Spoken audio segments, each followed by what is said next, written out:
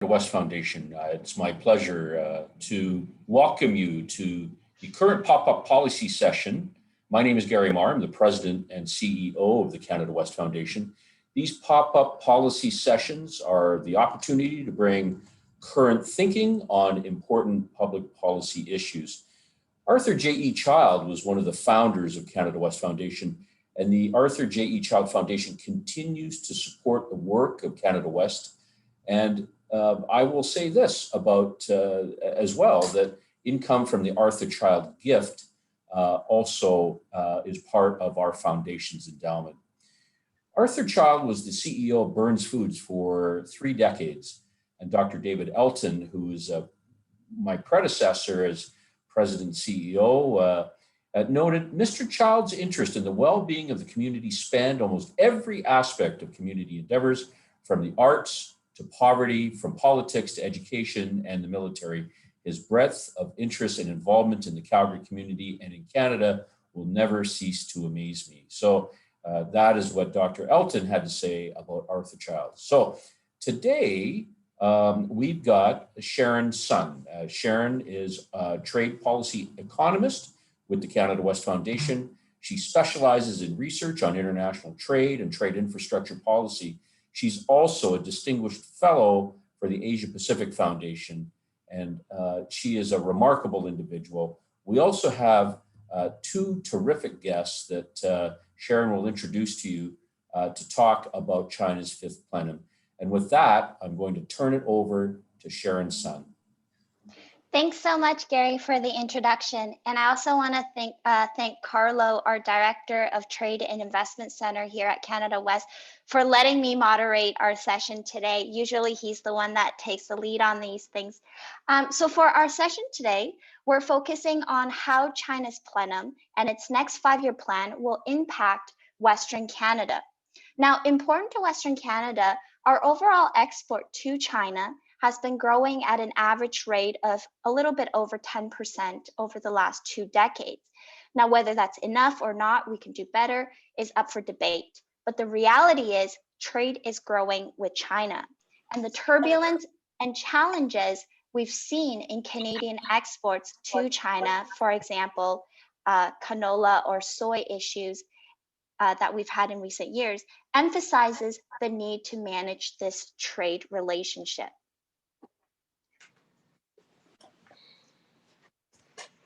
Hey, John, I'm just going to ask you to mute yourself for a second because there's some background noise. Yeah, I'm just dialing in. But now we can see you, which is great.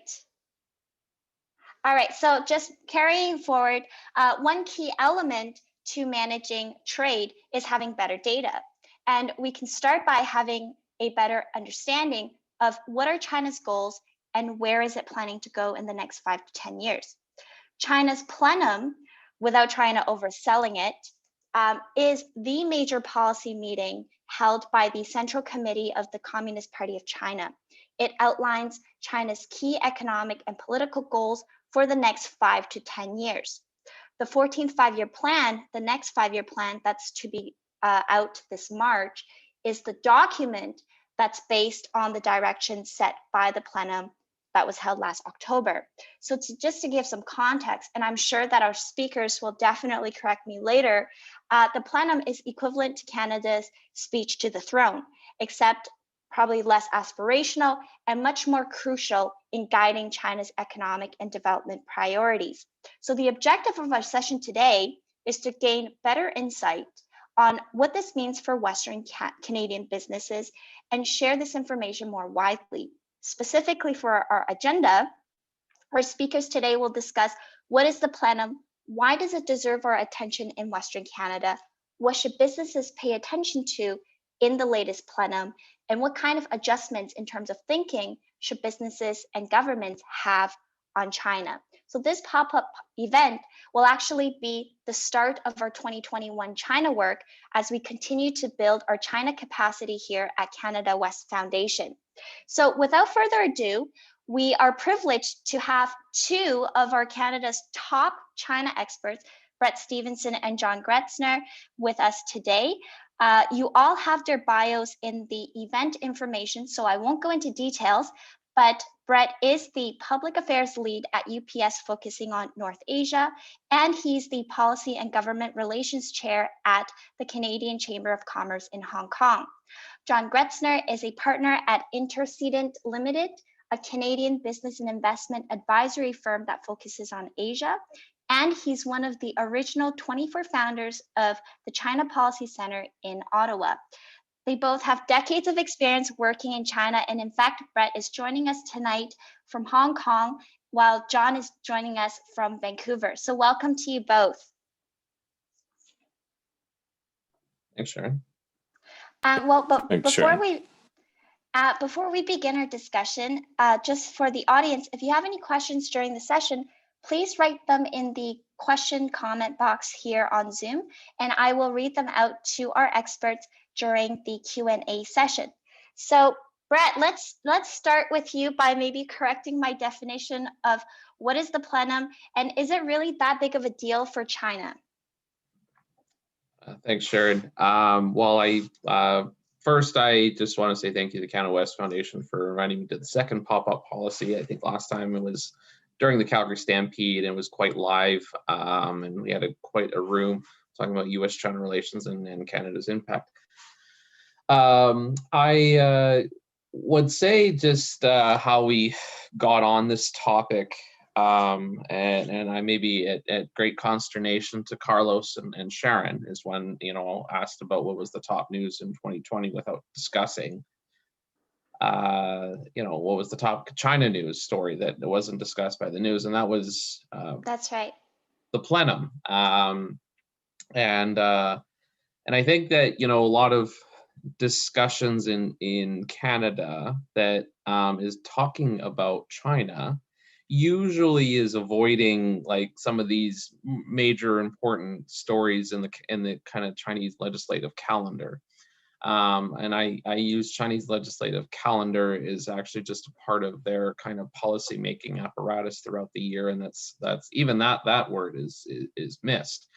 So I guess the first thing is, before I kind of get into the discussion about what is a plenum, is that we need to separate how we discuss that, mostly for your participants, is those that who is doing business in China and who is doing business with China. That is a very important distinction, because with those that are in China, a plenum is much more important for your, if you do follow the kind of the policy environment and the government direction, it is quite important to watch where things are going.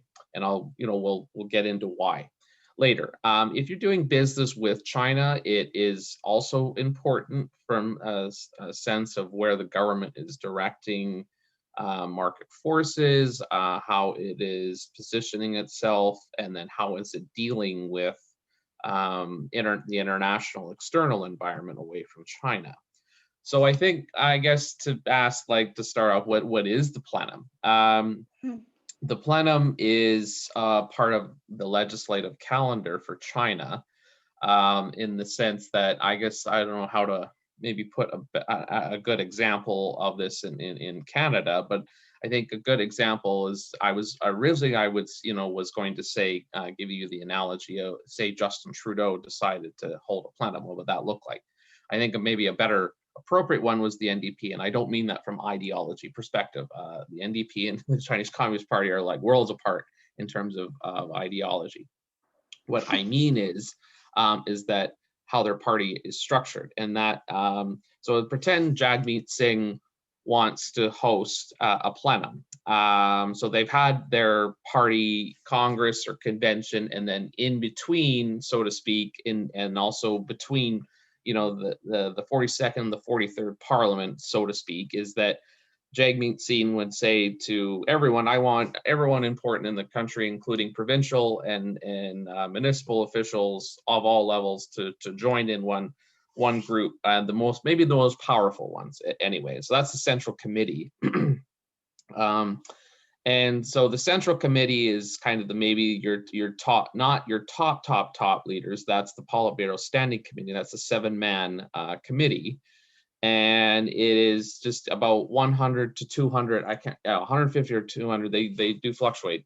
The Central Committee is just up to that amount, and essentially what the Central Committee does is they meet every year after a party congress. So a party congress is where you would have President Xi being confirmed back in 2013, and then a few years later, I believe it was 2017, he entered his second term, and so in between each year they would have a plenum, and so throughout the most of China's party between each Congress, they would typically, in the first 14 party congresses, they would not have a theme necessarily. So it was usually just to come and discuss issues so that they have more ability to adapt to situations.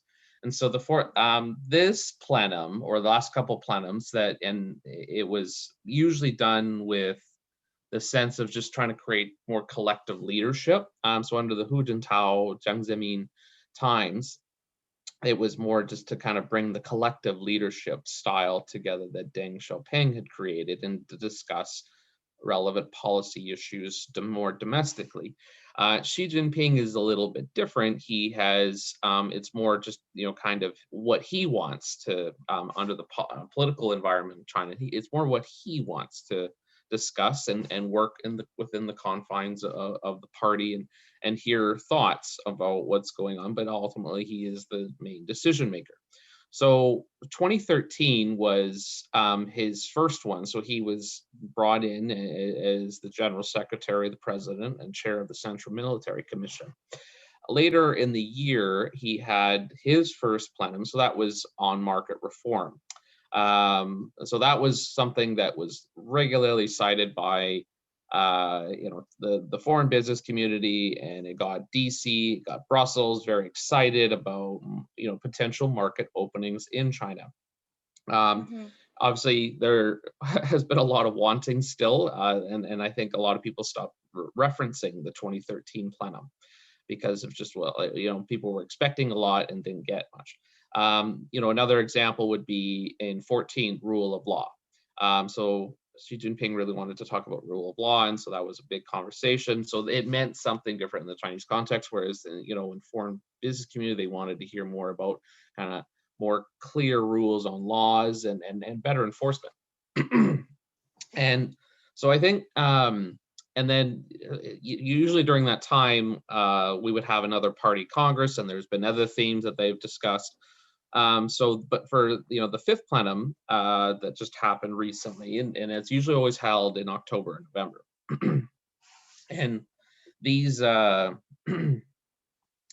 fifth plenum was more on discussing about the previous 5-year plan, the 13th 5-year plan, and then to make assessments on how well did it proceed, and then the other burning issues, obviously.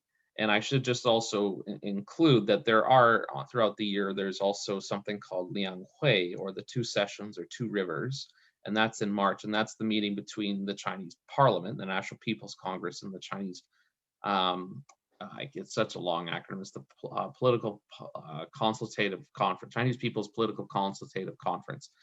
And so that's more in March. And then in August, there's the Beidai He meeting, and that's where a more informal gathering. That's essentially if Prime Minister Trudeau decided to invite all his liberal colleagues, the more bigger grand names, and then Zhang Keqiang comes around, and then Paul Martin comes around, and they all go to Harrington Lake and they discuss issues, and more at an informal level. And so that's, I felt like I should also just add those because there's many other things in the calendar year. Sure. And so, anyway, Yeah, I'm just about to the plenum. Yeah. So just on the you have to really back it up. You can't just talk about the plenum without referencing the other things. Background. So I think for this one, it was to assess the 5-year plan, and then also to look at the next 5-year plan, and then also make assessments about the burning conflict situation with on the unstable relationship between the U.S. and China. So I think for Western Canada's perspective, the plenum, as I mentioned, was to talk about the Chinese economy, and then for Western Canada to kind of consider like what is going on principally in the main sectors that we export to China or do business with in China. So that's obviously agriculture.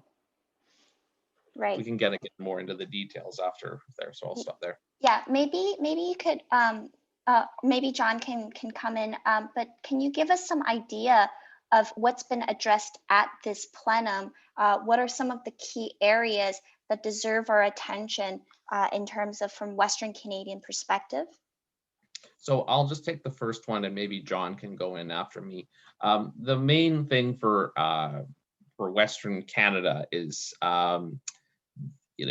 we'll obviously see this thought process in the next 5-year plan when it comes out this spring. But the main thing is on dual circulation model, and I think I referenced that in the kind of the your newsletter there, Sharon. And dual circulation is essentially just kind of I can't really, it's like a model. So here's China kind of going its economy going in a circular fashion. Then there's outside, and it keeps going around. And what it is essentially it's utilizing the supply side strength of China to be able to power through itself through reforms, to get its economy going, continue to give living standards to Chinese people in China, and then also create that attractiveness for foreign business to come into China. But at the same time, it's also borrowing in the sense, in key areas following from Made in China 2025. So I just gave an example, just as an example. So if you're China and you want this model to work, and they want more self-sufficiency, indigenous innovation, it means that we want to grow more crops in China. We want to do more, and so we don't have to import from Canada. We want to do better biotechnology methods that it would have more yields. There would be things like beef and pork and better feed and animal nutrition.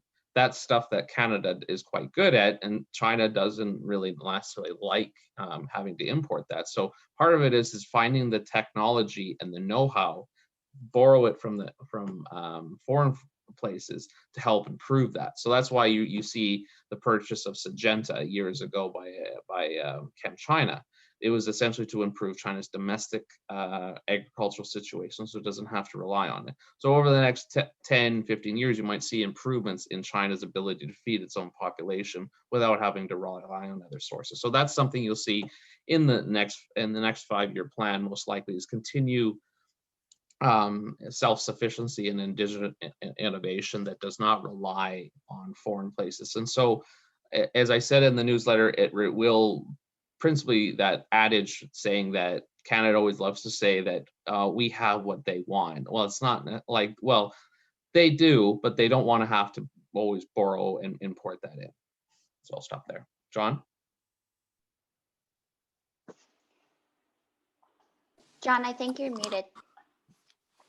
No, I'm back. I didn't want to have any interruption. Thanks. That was an interesting overview, I think, in terms of how the structure and the flow of the information that we're discussing today comes together. So thanks, Brett. I think in simple terms, 2 or 3 conceptual points to make before we get into the details. The first one is, I think that when you look at something like the China market from a commercial perspective, or the perspective that your foundation is looking at the market, or a company looks at the market, it's important to realize that there are 2 distinct, obviously interwoven reference points. One is China as a customer, and the other one is China as a country.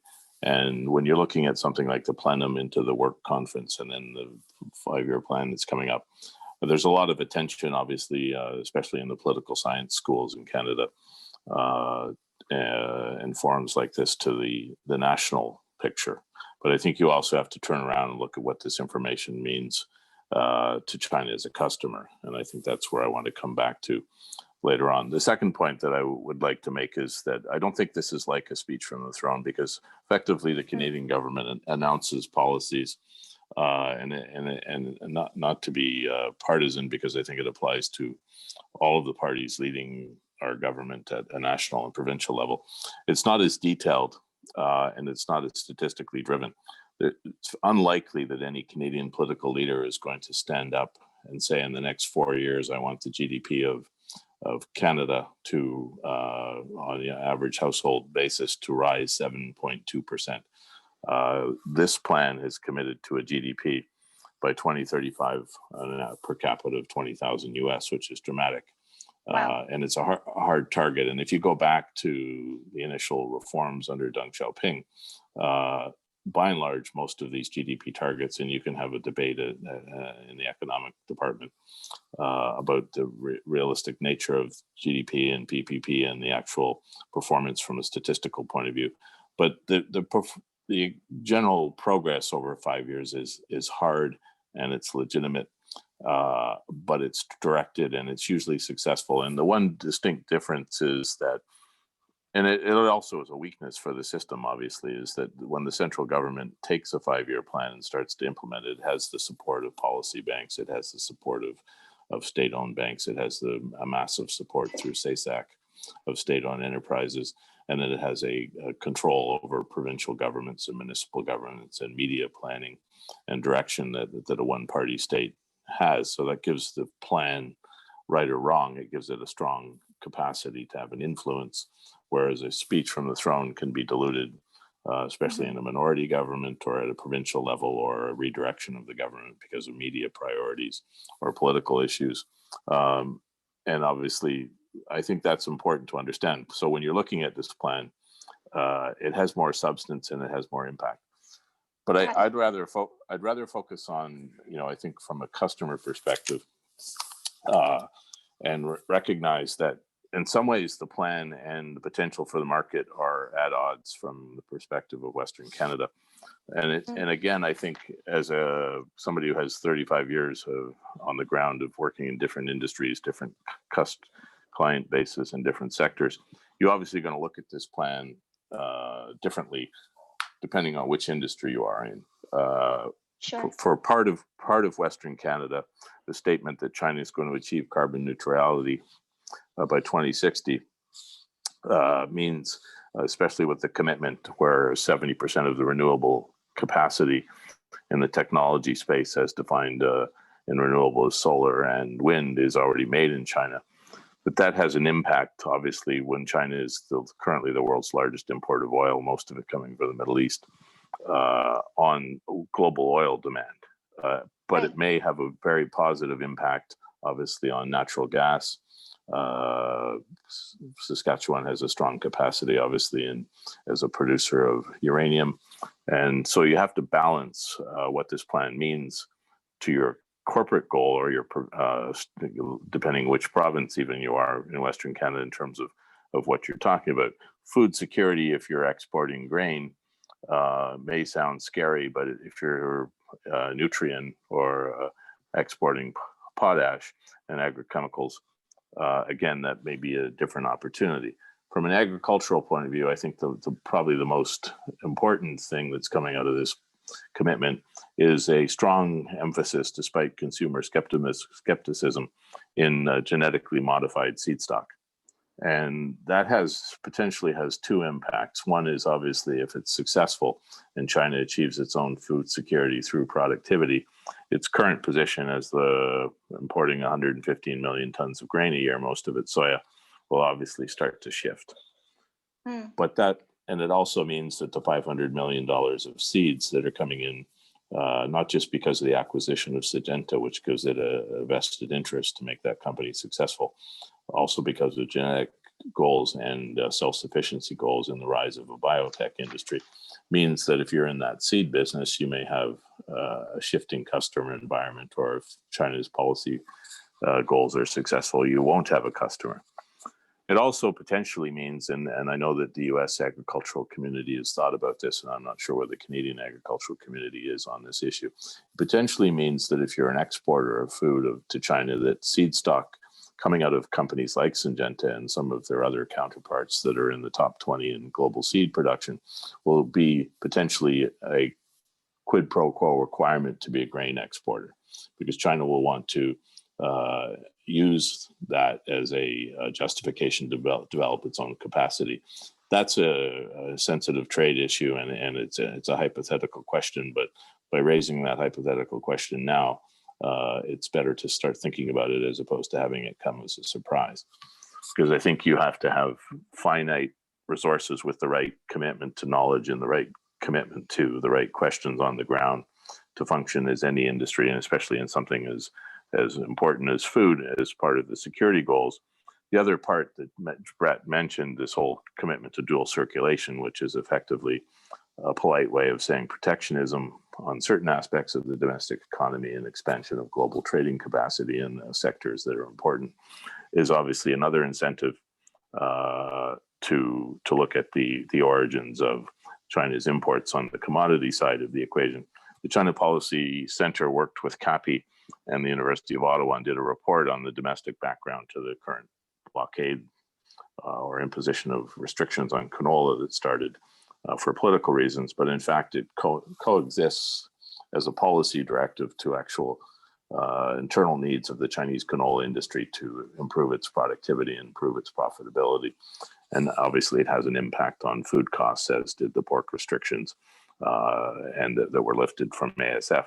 So I think you have to understand also that in the BRI, which is I think still continues as part of the strategic goal, both commercially and economically and politically, that diversification to us as an exporter of commodities means finding different ASEAN countries or Middle Eastern countries who want our commodities, so we're not totally contingent on China's population to purchase our food or agricultural capacity. But to China, that who's concerned about being blockaded, it means developing a multitude of sources. Right. And so I think that's an important part of this plan, is to, because we look at it as a trade war from the Biden-Trump administration perspective to protect our markets. China looks at it, and obviously from their perspective at the central government level, as an initiative to potentially contain China, and therefore the idea that you need to have food stocks for your people either within your country, which is originally a Maoist concept of self-sufficiency, Dengsheng, that's been driving Chinese economic policy since really from Yan'an in the 30s all the way to today. And the background is an important concern, and it's obviously a concern post-COVID that people have had in the issues of globalization for the food chain and markets with less population pressure. So go ahead. So all of those factors, on the food side comes an equation. I look at it at the other side of the equation, and is obviously that when you're doubling your GDP per capita, and you already have a middle class in China that exceeds, in terms of the number of people that have incomes to 50 to 100,000 US, exceeds the middle class in Canada and the United States combined. And that comes from a UBS report, not from which was well documented and is years old. You obviously have a higher interest in quality food. You have a higher interest in organic food. You have a higher interest in some of the trends that we see in North America. Recently, there was a company in California that's making vegan eggs out of vegetable protein called Eat Just, and they, interestingly enough, they ignored the whole state sector and they just went right to a large restaurant chain called Deco's, and they sold their vegan egg substitute directly to the buyer, as opposed to relying, as we do often too much in Canada, on large trading concepts and large trading entities to do our work. We don't get on the ground and roll up our sleeves as much as we might. There's a company that I just read about in Saskatchewan, Mira Foods, that's one of the first people making oat milk. Their strategy for China is not to worry about the fifth plenum and the 5-year plan. It's to go out and talk to Luckin Coffee, even though they're in bankrupt, or Starbucks, or even the growing Tim Hortons partnership with Tencent. because the next generation of Chinese consumers, the millennials who are driving some of this trend, obviously have the same concerns that are driving the appetite for oat milk in North America. And there's a company which I think is quite interesting that I've been following, Botanica, out of Calgary, which is looking at the role of canola for other purposes, including substitute for fish food, fish meal stock, and also cosmetic emollients, because people are recognizing that petrochemical products being rubbed on your skin for suntan lotion and others purposes is probably not as healthy as we thought. So if these companies can get their products right and their pricing right and their marketing and distribution right, they can create a very lucrative value-added niche, despite some sort of state goal for self-security. So I think you have to look at the market both at a macro level, and if I was going to look at the last 35 years, I think that Canada has failed to integrate the balance between looking at China as a customer and China as a country, and that you have to have an appropriate understanding of both those issues to be successful. You just can't function in a vacuum and ignore one or ignore the other. Right. And so, and I think it comes down to obviously what I call the commitment to granularity and details. So I you can go on and on and on, and you can pick other sectors. And, obviously, John, let's maybe let Sharon go. Both of us are very long-winded, so we can let Sharon go for it and break us up a bit. Well, that's definitely a lot of information to take in. But just to two questions mainly on the dual circulation, and also based on what you've just said, it seems like China is very much now internal focused and more focusing on self-sufficiency. So is that the case? And is that what the dual circulation mean? Just for the audience to have a better understanding of what that actually means. Yeah, so from dual circulation, I mean, it's one of these ongoing terms that the Chinese government always kind of wants to propel new ideas. A couple of years ago was supply side structural reform.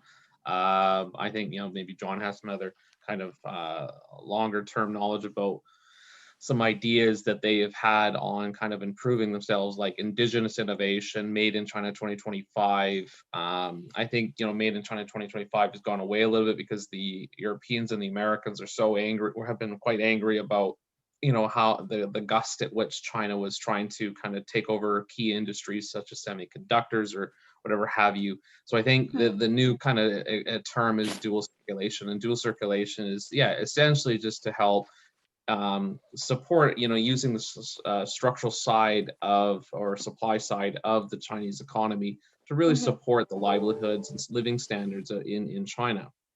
And so if for purposes just outside, because you have your circulation going inside China, and then there's the circulation of the global economy. And so the way in which the leadership wants to use that is to be able to make sure that China doesn't have any sudden economic instability, because that would that kind of brings into questions about legitimacy of the regime, and so on and so forth. So they do want to keep livelihoods up, and then also borrow from foreign places about best practices. And so that's why you see, and a good example of that would be Tesla, just how Tesla and Elon Musk has been able to kind of get into the Chinese market, and because if you look at other foreign companies, like Clubhouse was just shut down this week or last week. So that's something that they're like, there's no way we can bring that in. But if it's a foreign technology, EVs and battery development, that is an area that China wants to lead in. More globally. And so we bring them into the kind of internal circulation of the Chinese economy, while Elon Musk and Tesla are going more global. So would you say then that would be an opportunity for Canada, especially on the EV direction? Well, I guess yes and no. I think that for the problem is, like, when you get into a conversation, I'm sure John will have a view on this too. When you get into a conversation about high tech, next generation technologies, that Canada has. We used to have a lot of like leading edge things, but unfortunately we've kind of been, over time, we've been losing our competitive and technological edge. There are still some very key areas, and as you kind of look at kind of how Chinese companies have been looking to take over Canadian companies like Norsat a couple of years ago, and a few others, those are examples of just them trying to get foreign technology kind of for use back at home. And so that I suppose, if you're depending on who you're speaking to, if you're the owner of a high tech company in Western Canada, and you're looking to cash in and go to the Bahamas whenever travel resumes, that's one way to do it, because you just open your company up for a takeover. But on the other hand, and so that's kind of deprives Canada of intellectual property in Canada, is that we do the quick sell and leave. I do remember in the 80s and the 90s at least, is that the model was more, we want to build a strong domestic company to compete. Now it's much more different. So I guess it depends who you speak to. I think from a Canadian government perspective, I think, not only from, I don't think that the conversation that, a Chinese company SOE wants to take over X, Y, and Z company, I don't think we should be looking at it like that. We should be looking at it as like, does that make sense for the Canadian economy? Does that make sense that we want to continue to build up our own domestic capacity to compete and have strong, innovative, and intensive R&D based companies in Canada Right. to continue to proceed? That's really good insight. And John, just to go back to what you were talking about in terms of agriculture, and I think you mentioned botanico, since China is vamping up its own capacity to not be as reliant on others when it comes to food security, but at the same time there is a growing demand for higher end products. Is there, and you mentioned GM seeds as well, is there a way to kind of show China that Canada is a reliable supplier that won't pull the plug on them, particularly because recently I've seen that China has posted a new list of agricultural items that it is willing to import, and I wrote a blog about that. And so, for example, you have corn and potatoes. These are all the things that Canada produces a lot, but Canada is not on the list on China. So is there any way to kind of tap into plant protein, organic food and stuff in the Chinese market, while the plenum is kind of showing us a more bleak picture? I don't know if it's a bleak picture. I mean, I think, first of all, let's be specific. I think Canada has always been a reliable trade partner on agriculture, and it was policy decision to question that. I would argue that there was a systemic problem in not addressing some of the concerns that were pushed back when Trudeau got a 3-year extension. But time ran out and a political wrench went in the system. I think that my point is simply that, we have to stop talking about China this and China that. We have to start talking about what is COFCO's policy, what is the Ministry of Agriculture's policy, what is the actual HOPE, which is a big agro-food company's goals. I mean, I agree with Brett, and I think there needs to be a sophistication of our Foreign Investment Act, because it tends to be rather missing a big piece, in my opinion. The United States has the very detailed number of agencies, 15 in fact, that go through in a more transparent way than from the investor's perspective and the investor's lawyers who are qualified to engage. But the one major distinction they make between the Investment Canada Act, in my opinion, is they're much more flexible on mitigation.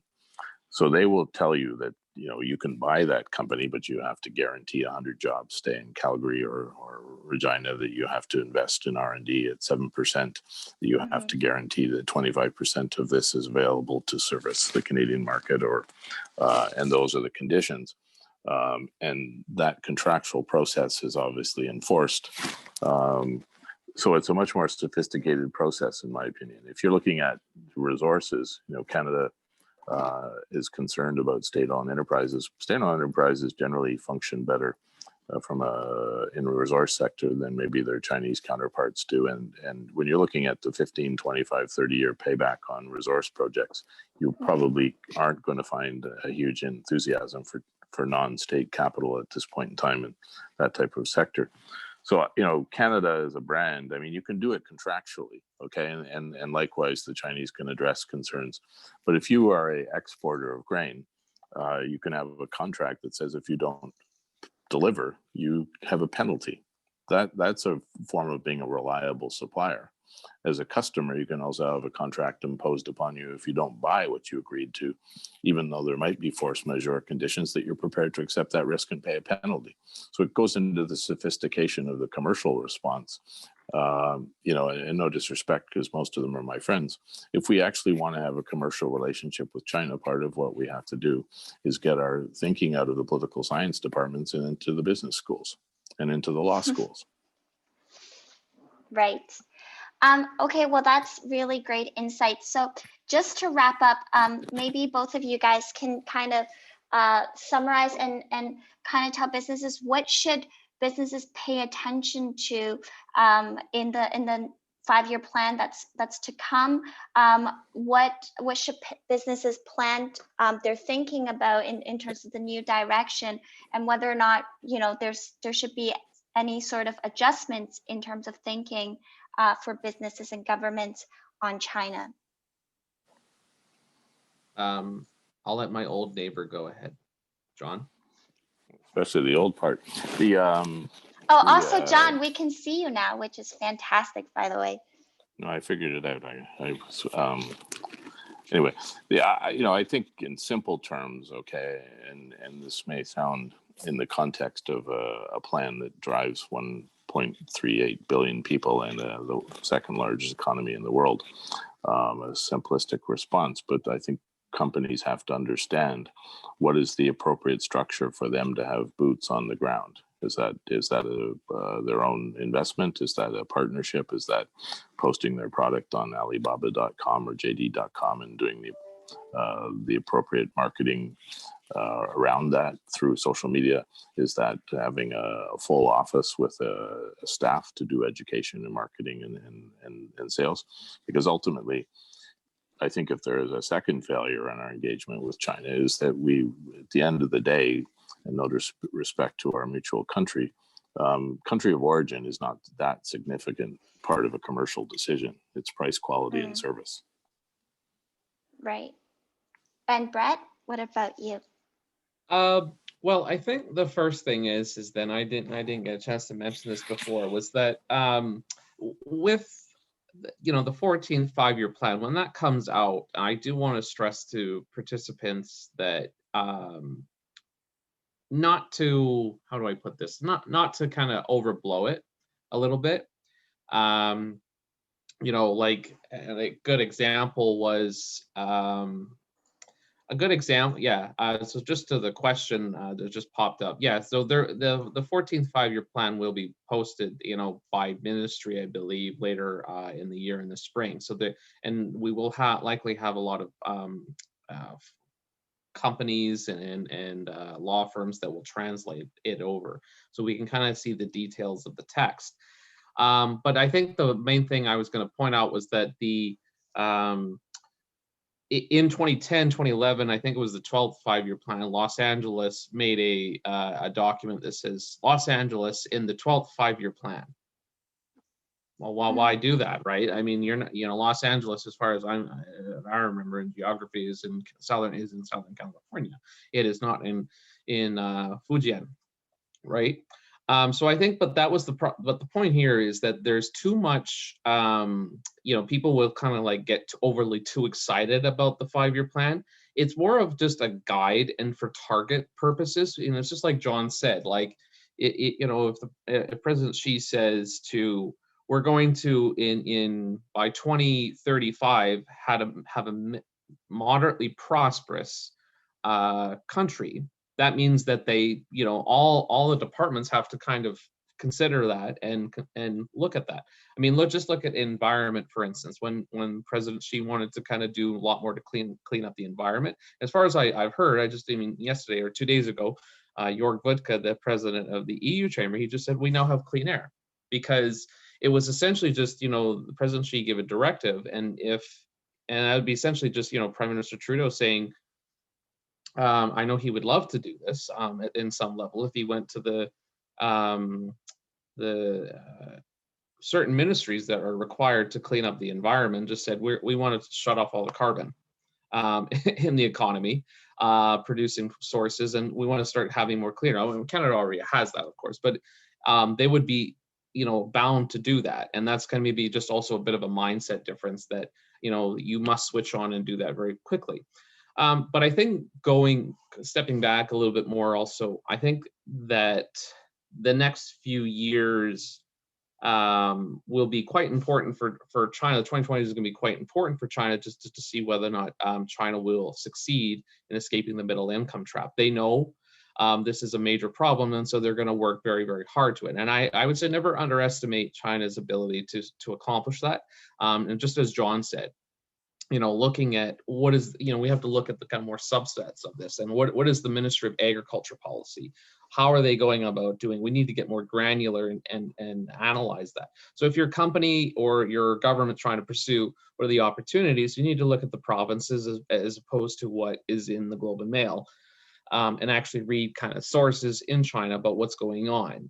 That includes your AmCham China or your EU chamber or your law firms that are doing analysis in there and doing analysis on the laws and what it means and how to take advantage of where the challenges are. So I will stop there. Well, maybe you should also just give a quick explanation of what is the middle income trap for those who doesn't know. I think Carlo's better to describe that. I would screw it. I would screw it up. Maybe I think Carlo or yourself would be better. Or maybe why then this upcoming would be so important. So I guess the middle income trap is just the reason why China has shifted from an export-oriented market to now having a dual circulation of more focusing on expanding its domestic market is to be able to achieve and overcome that threshold that it's not able to and become a developed economy and an industrialized economy that it's trying to achieve right now. Yeah, so I guess just to add to that is that there was a Politburo meeting back in May. It was very publicized, and it was just the coronavirus made very apparent that China was having a severe problem with that export-led growth, and then and so then they had another meeting the following month, and this was not publicized, and it was says, well, how are we gonna go about solving this? Because they've always been this has been top of mind, is essentially just how are we gonna get to a higher export-led, much more up the value chain in terms of what they produce, and much more sophisticated in what they produce. So that in that second meeting, they essentially looked at this and said it's going to be essentially technology and finance is the main tools in which we want to elevate ourselves above, and that'll be the main battlegrounds, because that's where principally the Europeans and the Americans are very dominant, and they're not going to give up necessarily. So that's where dual circulation kind of percolated back in the June Politburo meeting. Right. And I wondered then that because of what China is trying to achieve, then it needs external, it needs to borrow and trade and investment from other countries to be able to achieve that. And I think this is the second part of the dual circulation, the international aspect that we don't hear as much about in public. And I think that maybe that kind of emphasizes on John's point on why we do need to have more boots on the ground, despite the fact that China is, trying to be more self-sufficient. Well, I guess just to give you, back to the boots on the ground, to give you an example, it's just you can't if you're running any kind of business if you're running a business in Canada, you want to maybe expand to China, you can always obviously look at the Taobao and Tmall and the e-commerce aspect of it. But I think if you really want to upscale and then kind of really appeal more to the Chinese businesses and customers, you're going to also have to kind of get the higher staff either in Beijing or Shanghai so that they can do proper local market analysis. They can develop the relationships with the suppliers and distributors. And then, frankly, it just comes down to it. And I apologize to some of the Canadian government. It's just you really need to kind of just. I find it's what China is much of a place where you can kind of really avoid your home government's perspective and just really engage with the Chinese government. It's a very can-do attitude place. It's not bound by rules and law, like kind of laws. That's just like let's do business kind of thing. So I think, and then in addition on the government side, I think our government also needs some improvements in terms of how we engage the trade. I think we said this at the last pop-up policy, and nothing's really been, I would say, is made any changes. That our trade commissioner services in maybe pre-pandemic was a professional travel agent service for ministers and premiers and delegations coming through. We need to have our trade commissioners and have more sophisticated people from the private sector, because like those embassy walls in Beijing are quite high. And you really need to get out there. You need to experience how to get a taxi, how to get your home, how to deal with a water leak or those kind, or how your business is getting a license or a permit, and how do you deal with human resources and understand labor law, things that ordinary business people wake up in the morning and they have to deal with, right? And so those embassy walls are a little bit too high, and it kind of creates that insularity approach that I think is being missed too much. So I'll defer over to John. Well, maybe we can. Are there any questions from the audience? Maybe we could. If there isn't, John, please take over. Sure. Well, if there's any. I don't see any questions. Let's see. Well, if there's no questions, the China Policy Center made 33 recommendations, which are on the internet on the Canadian International Council's website. They were kind enough to push them, and one of the areas obviously is how does government promote trade. I think that we have to move beyond the definition of the value of a mission, and I think to be objective about the commercial service of both at the provincial and national level is that the first part of that has to be triage. As I say to my commercial clients, are you able to go to Buffalo before you go to Beijing? Because there's a certain competitiveness required to be in terms of your product, and obviously the timeline to profitability in that market, and obviously the resources, both human and capital, to fund it.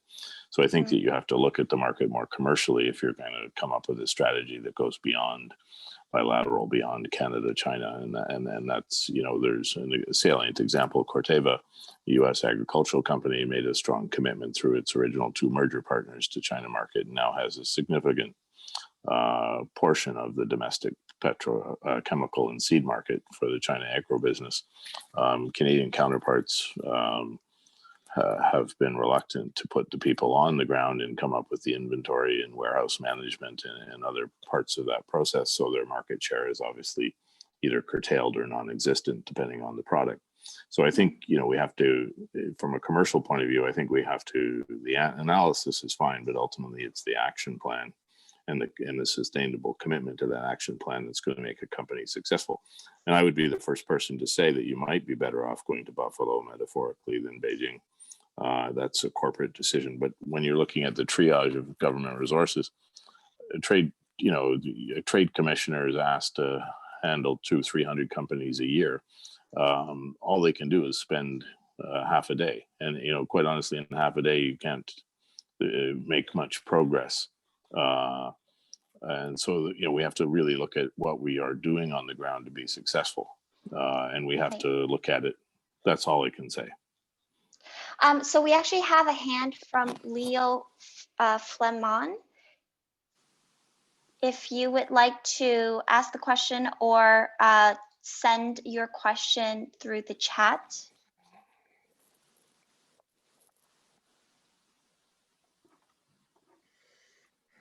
Brenda, is Leo able to speak?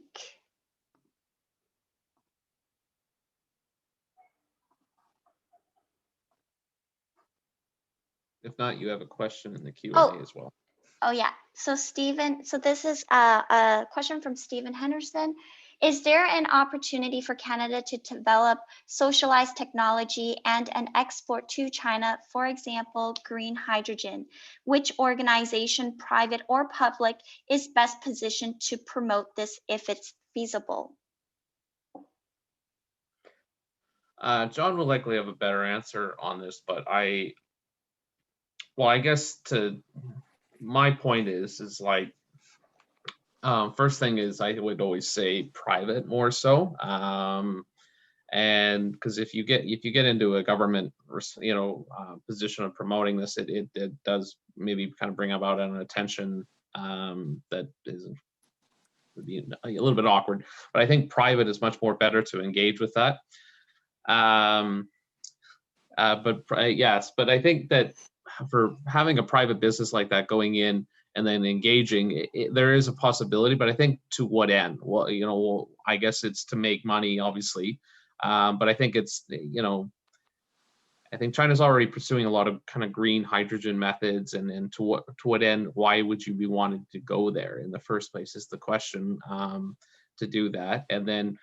There's always I find that China is a can-do place. Yes, there will always be that kind of business partner in China that you can kind of work with on this kind of area, and it's a next generation technology, and I think it's something that would be receptive. And maybe John has something more on that to say. I mean, there's an example of a very successful Quebec company in the hydrogen space where. I know at one point, and I'm not up to speed, former Ambassador Guy Saint-Jacques was on the board, XEBEC, I'm not sure, XBEC, I think.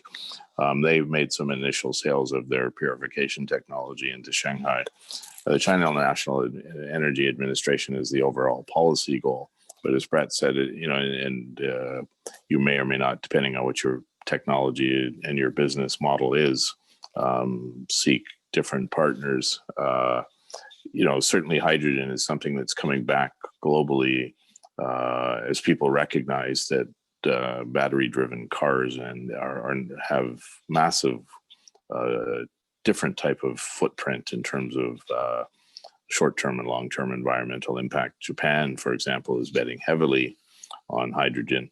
And there's a fair amount of information in English. And one can ask the question, because I think that's another oversight that we often make when we engage with China, and it is part of Canadian government propaganda. You might be better off going into South Korea or Japan and Taipei and finding the right commercial structure that gets you profitable and protects your IP and builds your company, and then take on China either with a Japanese partner or find the right Chinese partner in that process.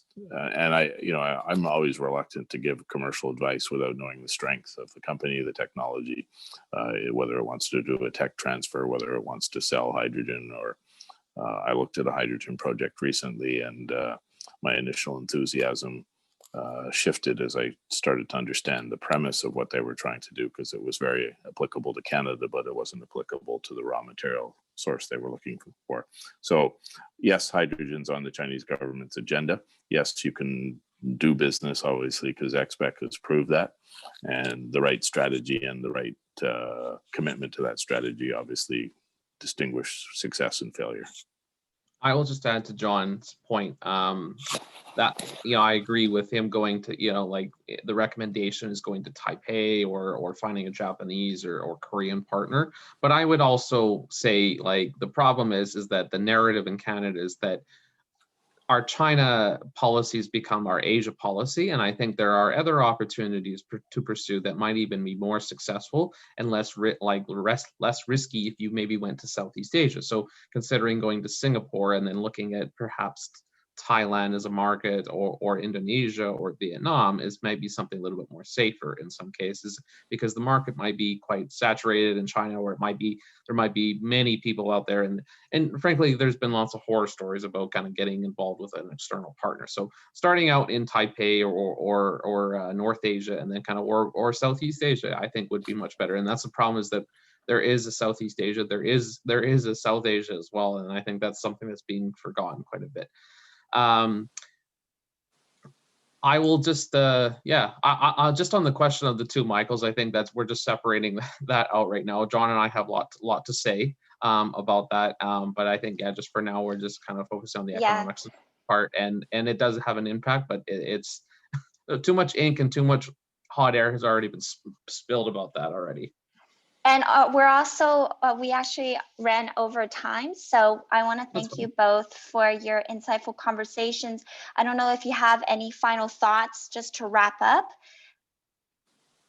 John? I mean, it's I would say that I said this to Gordon Holden recently of the China Institute at the University of Alberta. I said, I'm not sure I agree with what you said, John. And I said, well, I'm not sure I agree with what I say at 9 o'clock is still valid at the end of the day when I'm talking about China. So I'm reluctant to give you any one single thought, but I appreciate the conversation. And I think that having the questions and not knowing the answers is probably the best thing that you can do when you engage something this sophisticated and complex and shifting. Right. That's great. And on that note, I also want to emphasize that this conversation on the plenum is just the beginning of our bigger project this year.